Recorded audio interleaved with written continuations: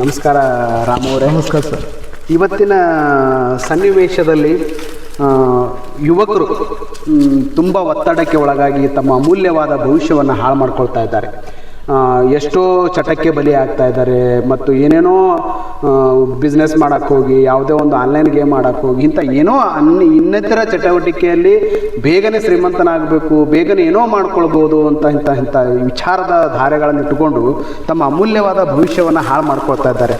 ಅಂಥ ಸನ್ನಿವೇಶದಲ್ಲಿ ನೀವು ಆಪ್ತ ಸಮಾಲೋಚಕರಾಗಿ ಪರಿಪೂರ್ಣವಾದಂಥ ಅವರಿಗೆ ಒಂದು ತಿಳುವಳಿಕೆಯನ್ನು ಅಥವಾ ಆಪ್ತ ಸಮಾಲೋಚನೆಯನ್ನು ನೀಡಿ ಅಂಥ ಯುವಕರ ಉಜ್ವಲವಾದ ಭವಿಷ್ಯ ಹೇಗೆ ಪರಿವರ್ತನೆ ಮಾಡ್ಕೊಳ್ಳೋಕೆ ಸಾಧ್ಯ ಇದೆ ಅಂತಕ್ಕಂಥ ವಿಚಾರವನ್ನು ನೀವು ನಿಮ್ಮ ಆಪ್ತ ಸಮಾಲೋಚನೆಯಲ್ಲಿ ಕಂಡುಕೊಂಡಿರ್ತೀರಿ. ಆ ವಿಚಾರಧಾರೆಗಳನ್ನು ಸ್ವಲ್ಪ ಈ ಸಾರ್ವಜನಿಕವಾಗಿ ನೀವು ಹೇಳಿದ್ದೇ ಆದರೆ ಮತ್ತಷ್ಟು ಎಷ್ಟೋ ಒಂದು ನೊಂದ ಯುವಕರಾಗಿರ್ಬೋದು, ತೊಂದರೆಗೊಳಗಾದಂಥ ಯುವಕರಾಗಿರ್ಬೋದು, ಸಮಾಜದಿಂದ ವಂಚಿತರಾದ ಯುವಕರಾಗಿರ್ಬೋದು, ಇಂಥ ಯುವಕರಿಗೆ ಏನೋ ಒಂದು ಸ್ಫೂರ್ತಿ ಸೆಲೆಯಾಗಿರ್ಬೋದು ನಿಮ್ಮ ಮಾತುಗಳು. ಈ ಮಾತುಗಳಿಂದ ಎಷ್ಟೋ ಪರಿವರ್ತನೆ ಆಗೋಕ್ಕೆ ಸಾಧ್ಯ ಇದೆ ಅಂಥ ವಿಚಾರಧಾರೆಗಳನ್ನು ನೀವು ವ್ಯಕ್ತಪಡಿಸಿದ್ದೇ ಆದರೆ ನನ್ನ ಒಂದು ಯೂಟ್ಯೂಬ್ ಚಾನಲ್ಗೆ ನನ್ನ ವೀಕ್ಷಣೆ ಮಾಡ್ತಕ್ಕಂಥ ವೀಕ್ಷಕರಿಗೆ ಏನೋ ಒಂದು ಬದಲಾವಣೆ, ಏನೋ ಒಂದು ಚಿಲುಮೆ ಸಿಕ್ಕಂಕ ಆಗ್ತದೆ ಅಂತಕ್ಕಂಥ ವಿಚಾರವನ್ನು ಇಟ್ಟುಕೊಂಡು ನಿಮ್ಮನ್ನು ನಾವು ನಮ್ಮ ಸ್ಟುಡಿಯೋಗೆ ಕರೆತಂದಿದ್ದೇವೆ. ನೀವು ಸುಮಾರು 10-15 ವರ್ಷಗಳವರೆಗೆ ಈ ಒಂದು ಆಪ್ತ ಸಮಾಲೋಚನೆ ಕ್ಷೇತ್ರದಲ್ಲಿ ಕರ್ತವ್ಯ ನಿರ್ವಹಿಸ್ತಾ ಇದ್ದೀರಿ. ಸಮಾಜದ ಓರೆ ಕೋರೆಗಳನ್ನು ನೀವು ಕಂಡಿದ್ದೀರಿ, ಸಮಾಜದ ನೋವು ದುಃಖಗಳನ್ನು ನೀವು ಅನುಭವಿಸಿದ್ದೀರಿ. ಅಂತ ಎಷ್ಟೋ ಯುವಕರಿಗೆ ನೀವು ಆಪ್ತ ಸಮಾಲೋಚನೆ ಮಾಡಿದ್ದೀರಿ. ನಿಮ್ಮ ಅನುಭವದ ತುಣುಕನ್ನು ಈಗ ಈ ಒಂದು ಯೂಟ್ಯೂಬ್ ಚಾನಲಲ್ಲಿ ಹಂಚಿಕೊಳ್ಳ್ರಿ ಅಂತ ನಾನು ನಿಮ್ಮಲ್ಲಿ ವಿನಂತಿಸ್ಕೊಳ್ತೇನೆ. ಒಂದು ಯುವಕರು ಇವತ್ತಿನ ಒಂದು ಸಮಾಜದಲ್ಲಿ ಯುವಕರ ಕುರಿತು ನಾನು ಹೇಳಬೇಕಂತಂದ್ರೆ ಮುಖ್ಯವಾಗಿ ಮೊದಲನೇದಾಗಿ ಯುವಕರು ಇವತ್ತಿನ ದಿವಸ ಹಾಳಾಗಲಿಕ್ಕೆ ಕಾರಣ ಮೊಬೈಲ್. ಯಾಕಪ್ಪ ಅಂತಂದ್ರೆ ಆನ್ಲೈನ್ ಗೇಮ್ ಆಗಿರ್ಬೋದು, ಅಶ್ಲೀಲ ವಿಡಿಯೋಗಳಾಗಿರ್ಬೋದು, ಅಶ್ಲೀಲ ಚಿತ್ರಪಟ ಆಗಿರ್ಬೋದು, ಈ ಒಂದು ವಿಷಯಗಳನ್ನೆಲ್ಲ ಮಗು ಅಥವಾ ಯೌವನಸ್ಥರು ಹೆಚ್ಚಾಗಿ ಮೊಬೈಲ್ನಿಂದ ಕಲಿತಾರೆ. ಮೊಬೈಲನ್ನು ನಾನು ಈ ಥರ ಆನ್ಲೈನ್ ಗೇಮ್ ಆಡ್ಬೋದು, ಈ ಥರ ಶ್ರೀಮಂತ ಆಗ್ಬೋದು, ಕೆಲವೊಂದು ರೀಲ್ಸ್ಗಳಲ್ಲಿ ತೋರಿಸ್ತಾ ಇರ್ತಾರೆ. ಆನ್ಲೈನ್ ಗೇಮ್ಸ್ ಆಡಿ ನಾನು ಇಷ್ಟು ತೊಗೊಂಡ್ಬಿಟ್ಟೆ, ಕಾರ್ ತೊಗೊಂಡೆ ಅಂದು ಫ್ರೆಂಡ್ಸ್ಗೆ ಅವರ ಅನಿಸಿಕೆಗಳನ್ನು ಹಂಚಿಕೊಳ್ಳೋದನ್ನು ಅವರೆಲ್ಲ ಗಮನಿಸ್ತಾ ಇರ್ತಾರೆ. ಈ ಥರನೂ ಇದೆಯಲ್ಲ ಅಂತೇಳಿ ಹಠ ಮಾಡಿ ಕೂಲಿ ಕೆಲಸ ಮಾಡ್ತಿರ್ತಕ್ಕಂಥ ತಂದೆ ತಾಯಿಗಳ ಹತ್ರ 2 ದಿವಸ 3 ದಿವಸ ಊಟ ಬಿಟ್ಬಿಟ್ಟು ನನಗೆ ಐಫೋನ್ನೇ ಬೇಕು, ಇಲ್ಲಾಂದರೆ ನಾನು ಸ್ಕೂಲಿಗೆ ಹೋಗಲ್ಲ, ಊಟ ಉಣ್ಣಂಗಿಲ್ಲ ಅಂತ ಹಠ ಮಾಡಿ ಕೂಡ ಮೊಬೈಲ್ಗಳನ್ನು ಪಡೆದುಕೊಂಡು ಆನ್ಲೈನ್ ಗೇಮ್ ಆಡಿದ್ದನ್ನು ನಾವು ನಮ್ಮ ಜೀವಿತದಲ್ಲಿ ನೋಡಿದ್ದೇವೆ ಮತ್ತು ಅದನ್ನು ಗಮನಿಸಿದ್ದೇವೆ.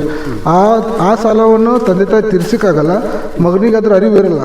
ಇವರು ದಿನಗೂಲಿ ಕೆಲಸ ಮಾಡಿಕೊಂಡು ಕುಟುಂಬ ಜೀವನ ಸಾಗಿಸ್ತಾ ಇರೋರು ಮಗುವಿನ ಭವಿಷ್ಯ ಸರಿಯಾಗಿ ರೂಪಿಸ್ಬೇಕಂತ ಹೇಳಿ ಅವ್ರು ಏನು ಮಾಡ್ತಾ ಇದ್ದಾರೆ ತಂದೆ ತಾಯಿ ಅಂತಂದರೆ ಖಾಸಗಿ ಶಾಲೆಗಳಿಗೆ ಹಾಕ್ತಾರೆ. ಅಲ್ಲಿ ಡೊನೇಷನ್ ಇರ್ಬೋದು, ಫೀಸು, ಸಾಕಷ್ಟು ಭಾರಗಳನ್ನು ಒತ್ತಡವನ್ನು ಅವ್ರು ಹಾಕೊಂಡಿರ್ತಾರೆ. ಆದರೆ ಆ ಮಗನಿಗೆ ಆ ಒತ್ತಡವನ್ನು ತೋರಿಸೋದಿಲ್ಲ. ಅಂದರೆ ನಿಮ್ಮ ವಿಚಾರಧಾರೆ ಒಳಗೆ ನಮ್ಮ ವೇತನ ಕಡಿಮೆ ಇರ್ತದೆ. ಮಕ್ಕಳ ಏನೋ ಒಮ್ಮೆ ಕಾನ್ವೆಂಟ್ ಸ್ಕೂಲ್ಗಳಿಗೆ ಆಗಿರ್ಬೋದು, ಉತ್ತಮ ಸ್ಕೂಲ್ಗಳಿಗೆ ಹಾಕಿದರೆ ಮಕ್ಕಳ ಭವಿಷ್ಯ ಉಜ್ವಲ ಆಗ್ತದೆ ಅಂತಕ್ಕಂಥ ವಿಚಾರವನ್ನು ಇಟ್ಟುಕೊಂಡು ತಮ್ಮ ವೇತನ ಕಡಿಮೆ ಇದ್ದರೂ ಹೆಚ್ಚಿನ ಬರ್ಡನ್ ಮಾಡಿಕೊಂಡು ಮಕ್ಕಳ ಶಿಕ್ಷಣ ಕೊಡಿಸ್ತಾ ಇದ್ದಾರೆ. ಅಂಥ ವಿಚಾರಗಳು ಇವತ್ತಿನ ದಿನಮಾನದಲ್ಲಿ ಮಕ್ಕಳಿಗೆ ಮಾರಕಗಳಾಗ್ತಾ ಇದ್ದಾವೆ. ನಿಮ್ಮ ವಿಚಾರ ಅದ್ಭುತವಾದಂಥ ವಿಚಾರ. ಈ ವಿಚಾರಗಳಿಗಾಗಿ ಮತ್ತೆ ಕೆಲವೊಂದು ಯೌವನಸ್ಥರು ಏನು ಮಾಡ್ತಾರೆ, ಕಂಪ್ಯೂಟರ್ ಶಾಪಲ್ಲಿ ಕಂಪ್ಯೂಟರ್ ಎಲ್ಲ ಈಗಿನ ಮಕ್ಕಳು ಹೆಂಗಿದ್ದಾರೆ ಅಂತಂದರೆ ತುಂಬ ಫಾಸ್ಟ್ ಆಗಿದ್ದಾರೆ. ಆನ್ಲೈನ್ ಎಲ್ಲ ಗೊತ್ತವರಿಗೆ, ಯಾವ ರೀತಿ ಏನು ಮಾಡಿದರೆ ಏನಾಗ್ತದೆ, ಏನು ಹ್ಯಾಕ್ ಮಾಡಿದರೆ ಏನಾಗ್ತೈತಿ, ಹ್ಯಾಕರ್ಸ್ನೂ ಆಗಿಬಿಟ್ಟಿದ್ದಾರೆ ಮಕ್ಕಳು. ಆನ್ಲೈನಿಂದ ಕೆಲವೊಂದು ಮಕ್ಕಳು ಈ ಕಂಪ್ಯೂಟರ್ ಯೂಸ್ ಮಾಡಿ ಕೆಲವೊಂದು ಕಂಪ್ಯೂಟರ್ ಸೆಂಟರ್ ಇಟ್ಕೊಂಡು ಬಿಟ್ಟಿರ್ತಾರೆ. ಅಲ್ಲಿ ಅನಕ್ಷರಸ್ಥರು ತಿದ್ದುಪಡಿ ಆಧಾರ್ ಕಾರ್ಡ್ ಅಂತ ಬರ್ಬೋದು, ರೇಷನ್ ಕಾರ್ಡ್ ತಿದ್ದುಪಡಿ ಅಂತ ಬರ್ಬೋದು, ಅವ್ರು ತುಂಬ ಮಿಸ್ಯೂಸ್ ಮಾಡಿಬಿಡ್ತಾರೆ. ಮಿಸ್ಯೂಸ್ ಮಾಡಿ ಅವ್ರ ಅಕೌಂಟಲ್ಲಿ ಇರ್ತಕ್ಕಂಥ ದುಡ್ಡನ್ನು ಇವ್ರು ಪಡೆದು ಮನೇಲಿ ಗೊತ್ತಿಲ್ಲಾರ್ದೆ ಸಾಲ ಮಾಡ್ಕೊಂಡು ಬಿಡೋದು. ಹೀಗಾಗಿ ಹೆಚ್ಚಾಗಿ ಇವ್ರು ಏನು ಮಾಡ್ತಾರೆ, ಆ ನಂತರ ಕುಟುಂಬದಿಂದ ತಿರಸ್ಕಾರ ಮಾಡ್ತಾರೆ. ಅವ್ರಿಗೆ ಪಾಲಕರ ಬೈಗಳಾಗಿರ್ಬೋದು, ಪಾಲಕರು ಈ ಥರ ಯಾಕೆ ಮಾಡಿದೆ, ನೀನು ಕೆಲಸಕ್ಕೆ ಬಾರ್ದವನು, ಆ ಥರ ಈ ಥರ. ಅವಾಗ ಮಕ್ಕಳಿಗೆ ಏನಾಗ್ತದೆ, ಒತ್ತಡ ಜಾಸ್ತಿ ಆಗಿಬಿಡ್ತದೆ. ಒತ್ತಡ ಜಾಸ್ತಿ ಆಗಿದ್ದಾಗ ಆ ಫ್ರೆಂಡ್ ಸರ್ಕಲ್ ಏನು ಇರ್ತಾರಲ್ಲ ಅವ್ರ ಜೊತೆಗಿರ್ತಕ್ಕಂಥ ಮಕ್ಕಳು ಅವರೊಂದಿಗೆ ಇದ್ಕೊಂಡು ನೆಕ್ಸ್ಟ್ ಈ ಒಂದು ಮನೆಯಲ್ಲಿ ಇರ್ತಕ್ಕಂಥ ಈ ಒತ್ತಡದಿಂದ ಕಳ್ತನಕ್ಕಾಗಲಿ ಬೇರೆ ಬೇರೆ ಚಟುವಟಿಕೆಗಳಲ್ಲಿ ಭಾಗಿಯಾಗಲಿಕ್ಕೆ ಇವ್ರು ಮುಂದಾಗ್ತಾರೆ. ಅಂದರೆ ನಿಮ್ಮ ವಿಚಾರಧಾರೆಯಲ್ಲಿ ಮಕ್ಕಳು ನೊಂದುಕೊಂಡಿರ್ತಾರೆ. ಮಕ್ಕಳು ಏನೋ ಒಂದು ಕಷ್ಟದಲ್ಲಿ ಸಿಲುಕೊಂಡಾಗ ಆ ಕಷ್ಟಕ್ಕೆ ಸರಿಯಾದ ರೀತಿಯಾಗಿ ಪಾಲಕರಾದವರು ಸ್ಪಂದನೆ ಮಾಡದೇ ಇದ್ದಾಗ ಇನ್ನೂ ಆ ಒಂದು ಹವ್ಯಾಸ, ಇನ್ನೂ ಒಂದೊಂದು ಸಾಮಾಜಿಕವಾಗಿ ಮಾರಕವಾಗಿ ಬೆಳೀತಾ ಇದೆ ಅಂತಕ್ಕಂಥ ವಿಚಾರ. ಆ ಮಾರಕವಾಗಿ ಬೆಳೆಯೋದ್ರಿಂದ ಇನ್ನು ಸಾಮಾಜಿಕವಾಗಿ ಕೆಟ್ಟ ಸ್ಥಾನವನ್ನು ಮಕ್ಕಳು ಪಡಿತಾ ಇದ್ದಾರೆ ಅಂತಕ್ಕಂಥದ್ದು ನಿಮ್ಮ ಅಭಿಪ್ರಾಯವಾಗಿದೆ. ನೀವು ಕಂಡಂತೆ ಅನೇಕ ಆಪ್ತ ಸಮಾಲೋಚನೆಯನ್ನು ಮಾಡಿದಿರಿ, ಅನೇಕ ಮಕ್ಕಳನ್ನು ನೋಡಿದಿರಿ, ಅನೇಕ ಯುವಕರನ್ನು ನೋಡಿದಿರಿ. ನಿಮ್ಮ ಜ್ಞಾನ ಇವತ್ತು ಅತ್ಯವಶ್ಯಕವಾಗಿದೆ ಅಂತಕ್ಕಂಥ ಕಲ್ಪನೆ ಜನರು ಈ ಒಂದು ವೀಕ್ಷಣೆ ಮಾಡ್ತಕ್ಕಂಥ ವೀಕ್ಷಕರಿಗೆ ಅನಿಸ್ತಿದೆ. ಮತ್ತು ಇನ್ನೂ ಈಗ ಆನ್ಲೈನ್ ಗೇಮಿಂಗ್ ವಿಚಾರವನ್ನು ನೀವು ಪ್ರಸ್ತಾಪ ಮಾಡಿದ್ರಿ. ಈ ಆನ್ಲೈನ್ ಗೇಮಿಂಗನ್ನು ಈ ಒಂದು ಅಡಿಕ್ಷನ್ ಒಳಗೆ ಸಿಲುಕಾಕೊಂಡು ಇವತ್ತಿನ ಯುವಕರು ಯಾವ ರೀತಿಯಾಗಿ ಬಲಿಯಾಗ್ತಾ ಇದ್ದಾರೆ ಮತ್ತು ಅದರಿಂದ ಹೊರಗೆ ಬರಬೇಕಾದ್ರೆ ಅವರು ಏನನ್ನ ಮಾಡಿದ್ರೆ ಸೂಕ್ತ ಅಂತ ನಿಮ್ಮ ಒಂದು ಆಪ್ತ ಸಮಾಲೋಚನೆಯಲ್ಲಿ ಹೇಳ್ತೀರಿ? ಮೊನ್ನೆ ತಾನೇ ಒಂದು ವಿಡಿಯೋ ನೋಡಿದೆ, ನಾನು ಮೊಬೈಲ್ ನೋಡ್ತಾ ಇದ್ದೆ, ಅದು ಬಂತು. ಕೊರಿಯನ್ಸ್ ವಿಡಿಯೋ ಅಡಿಕ್ಟ್ ಆಗಿದ್ದ 3 ಬಾಲಕಿಯರು ಒಂದು ತಂದೆಗೆ ಒಂದು ಪತ್ರ ಬರೆದಿಟ್ಬಿಟ್ಟು ಸ್ವಯಂ ಪ್ರೇರಿತವಾಗಿ ಆತ್ಮಹತ್ಯೆ ಮಾಡ್ಕೊಂಡ್ರು, ಬಿಲ್ಡಿಂಗ್ ಮೇಗಿಂದ ಬಿದ್ದುಬಿಟ್ಟು. ಯಾಕಂದ್ರೆ ತಂದೆ ತಾಯಿ ಗೊತ್ತಿಲ್ಲದೇನೆ ಆ ಒಂದು ಕೊರಿಯನ್ಸ್ ಗೇಮಲ್ಲಿ ಇನ್ವಾಲ್ವ್ ಆಗಿದ್ದಾರೆ. ಎಷ್ಟು ಇನ್ವಾಲ್ವ್ ಆಗಿದ್ದಾರೆ ಅಂದರೆ ಅದರಿಂದ ಹೊರಗೆ ಬರ್ಲಿಕ್ಕೆ ಆಗದಷ್ಟು ಇನ್ವಾಲ್ವ್ ಆಗಿಬಿಟ್ಟಿದ್ದಾರೆ. ಅವರು ತಮ್ಮಷ್ಟಿಗೆ ತಾನೇ ಸ್ವಯಂ ಪ್ರೇರಿತವಾಗಿ ತಮ್ಮ ಜೀವವನ್ನು ತಾವೇ ಕಳೆದುಕೊಂಡ್ಬಿಟ್ಟು ಹಾನಿ ಆಗ್ತಕ್ಕಂಥ ಪರಿಕಲ್ಪನೆ ಇಲ್ಲದೇ ತಾವೇ ಅದರಲ್ಲಿ ಇನ್ವಾಲ್ವ್ಮೆಂಟ್ ಆಗಿ ತಮ್ಮ ಜೀವನವನ್ನು ಕಳೆದುಕೊಂಡಿರ್ತಕ್ಕಂಥ ಘಟನೆಗಳನ್ನು ಉಲ್ಲೇಖ ಮಾಡ್ತಾ ಇದ್ದಾರೆ. ಅದರಿಂದ ಹೊರಗೆ ಬರಬೇಕಾದ್ರೆ ಅವರು ಈಗಿನ ಯುವಕರಿಗೆ ಆ ಒಂದು ಘಟನೆಯನ್ನು ಉಲ್ಲೇಖ ಮಾಡಿ ಅದರಿಂದ ಹೊರಗೆ ಬರಬೇಕಾದ್ರೆ ನೀವು ಏನನ್ನ ಸಜೆಷನ್ ಮಾಡೋಕ್ಕೆ, ಏನನ್ನ ಆಪ್ತ ಸಮಾಲೋಚನೆ ಮಾಡೋಕ್ಕೆ ಇಷ್ಟಪಡ್ತೀರಾ ಅಂತ? ಈಗ ಆಯಿತು, ಈಗ ಅದು ನಡೆದು ಹೋದ ಘಟನೆ, ಅದರಿಂದ ಅವರನ್ನು ಹೊಳ್ಳಿ ನಾವು ಮರಳಿ ತರಕ್ಕಂತೂ ಆಗಲ್ಲ. ಇನ್ನು ಮುಂದೆ ಕೆಲವು ಮಕ್ಕಳು ಅಂಥ ದುಶ್ಚಟಗಳಿಗೆ ಬಲಿಯಾಗಿ ಅಂಥದ್ರಲ್ಲಿ ಸಿಲುಕೊಂಡಿರ್ತಾರೆ. ಅಂಥ ಮಕ್ಕಳಿಗೆ ನೀವು ಏನನ್ನು ಆಪ್ತ ಸಮಾಲೋಚಕರಾಗಿ ಏನು ಆಪ್ತ ಸಮಾಲೋಚನೆ ಮಾಡೋಕ್ಕೆ ಇಷ್ಟಪಡ್ತೀರಾ?